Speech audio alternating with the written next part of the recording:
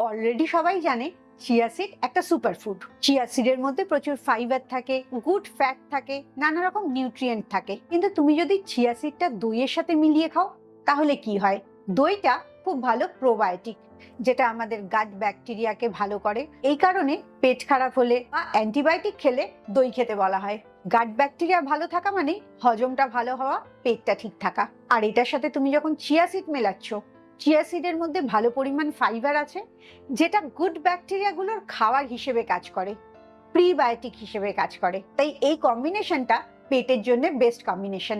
তুমি যখন chia seed দই দিয়ে খাচ্ছ তখন তোমার অ্যাসিডিটি কমে যাচ্ছে, পেট জ্বালা, বুক জ্বালা এগুলো কমে যাচ্ছে, ফেপে যাওয়া বা ফুলে যাওয়া এটা কমে যাচ্ছে, এবং তোমার হজম শক্তিটা ভালো হচ্ছে বলে খাবারের পুষ্টিগুলো তোমার শরীর অনেক ভালো করে নিতে পারছে।